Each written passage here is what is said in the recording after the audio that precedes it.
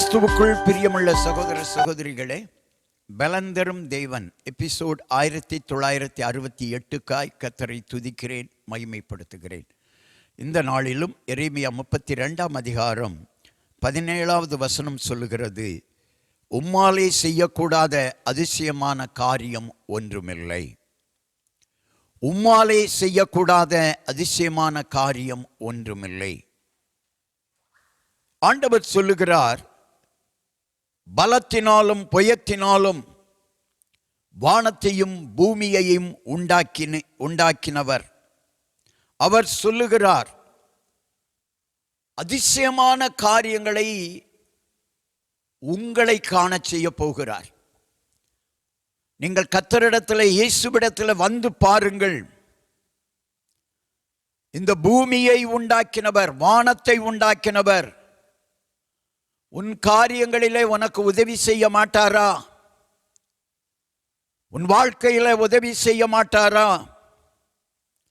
அவராலே செய்ய முடியாத அதிசயமான காரியம் ஒன்றுமில்லை.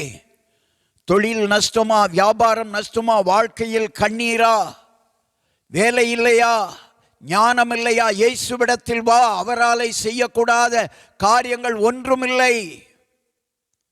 ஒரே கண்டிஷன், பரிசுத்தமாய் நீ வாழ வேண்டும், எல்லார் மீதும் அன்பு செலுத்த வேண்டும். இந்த 2 காரியங்களை நீங்கள் கடைபிடிப்பீர்களானால் தேவன் உங்களுக்கு அதிசயங்களை காண பண்ணுவார்.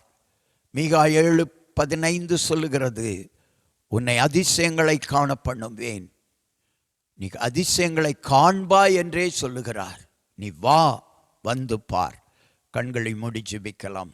எங்களை நேசிக்கிற நல்ல தகப்பனே, உம்மாலே செய்யக்கூடாத அதிசயமான காரியங்கள் ஒன்றுமில்லை என்று நம்புகிறோம் ஐயா. ஆண்டவரால் செய்யக்கூடாத காரியங்கள் ஒன்றுமில்லை என்று நம்பி வா மகனே, நம்பி வா மகளே, நீ அதிசயங்களை காண்பாய். ஒரு பெரிய வேலை உனக்கு ஆயத்தமாய் இருக்கிறது. புதிய தொழில் ஆயத்தமாய் இருக்கிறது. புதிய வியாபாரம் ஆயத்தமாய் இருக்கிறது. புதிய கடைகளை நீ வைக்க போகிறாய். நம்பி வா. அதிசயமான காரியங்கள் உன் வாழ்க்கையில் நடக்க போகிறது. உன் பிரச்சனைகளுக்கு இன்றோடு முடிவு. நீ வா, அற்புதத்தை பெற்றுக்கொள்வாய், அதிசயங்களை காண்பாய். இயேசுவின் நாமத்தில் ஜெபிக்கிறேன் பிதாவே, ஆமென்.